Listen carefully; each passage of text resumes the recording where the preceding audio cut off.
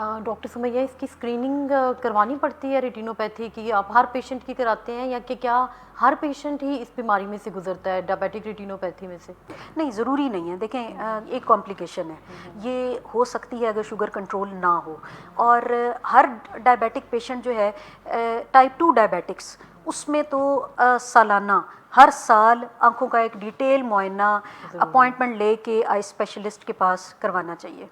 वो क्या करते हैं कि आंखों में जो है वो ड्रॉप्स डालते हैं जो कि आंखों की पुतली को फैला देते हैं ताकि आंख के पीछे पर्दे को ध्यान से देखा जा सके। तो फिर वो उनका जो है वो मशीन के थ्रू वो आंख के पर्दे को देखते हैं और मरीज़ को बताते हैं कि उसकी आंखों में क्या तब्दीलियाँ आ रही हैं, और उस सिलसिले में वो मरीज़ को फर्दर गाइड करते हैं कि आप अपने मेडिकल स्पेशलिस्ट या डायबिटोलॉजिस्ट के साथ इन टच रहें अपनी डायबिटीज़ को कंट्रोल करने के लिए, और जो है आई स्पेशलिस्ट के साथ भी उसकी फ़र्दर मैनेजमेंट के लिए।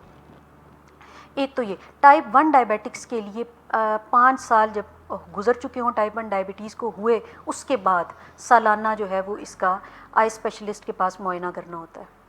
और वैसे हम लोग भी पेशेंट को, हमारे पास ऑफ्थेल्मोस्कोप होती है, एक छोटी सी आंखों को देखने वाली मशीन होती है, हम लोग उससे भी जनरली एक स्क्रीनिंग मरीज़ की कर लेते हैं। लेकिन एडवाइज्ड यही है कि सालाना स्पेशलिस्ट के पास टाइप 2 डायबिटिक्स जैसे ही डायग्नोस हो उसके बाद हर साल चेकअप करवाएं, और टाइप 1 डायबिटिक्स 5 साल के बाद सालाना उनका चेकअप रिकमेंडेड है।